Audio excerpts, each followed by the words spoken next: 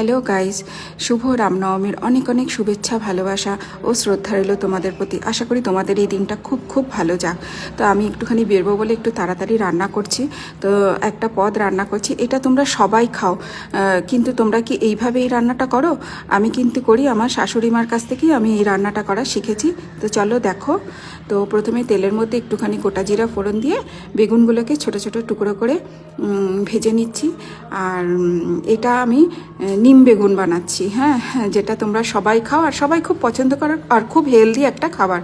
তো বেগুনগুলোকে একটুখানি, খুব বেশি তো তেল দিই না, তোমরা তো জানোই, মোটামুটি একটু তেল দিয়ে ভালো করে বেগুনগুলোকে একটু নাড়াচাড়া করে মানে ভাজা ভাজা করে নেবো। একটুখানি ঢেকে দিচ্ছি, কেননা তাহলে সেদ্ধও হয়ে যাবে। আর এইটা হচ্ছে যেটা আমি তোমাদেরকে বলছি, যে আমরা ছোটোবেলা থেকে নিম বেগুন খেয়েছি, নিম পাতা বেগুন দিয়ে ভেজে যেটা খাই, নর্মালি সবাই যেটা খায় সেটাই আমি খেয়েছি। কিন্তু আমার শাশুড়ি মা এটা করতেন, নিম পাতাটাকে পুরো শুকিয়ে, মানে ডাঁটাগুলো ছাড়িয়ে নিয়ে, পাতাগুলো ছাড়িয়ে নিয়ে পুরো গুঁড়ো গুঁড়ো, মানে একদম পাউডার, এটা এখনও পর্যন্ত আরেকটু শোকাবে, পুরোপুরি পাউডার হয়নি, পুরো পাউডার মতন করে একটা শিশিতে রেখে দিতেন। আর সেটা একটুখানি নিয়ে তারপরে ওই নিম বেগুন বানাতেন। তো বেগুনগুলোকে ভালো করে ভেজে নিয়ে তারপরে এই যে একটুখানি দিয়ে দেবো। এটা এখন অনেক দিন ধরেই চলবে, রেখে রেখে খাবো এই নিম পাতাটা।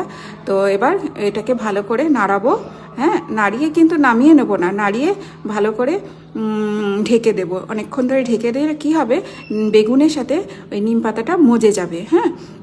তো আর আলাদা করে কোনো তেল ঠেল দেবো না। তো এইভাবেই আর কি আমার শাশুড়ি মা নিম বেগুন বানাতেন, আর আমার হাজব্যান্ড এইভাবে খেয়েই অভ্যস্ত।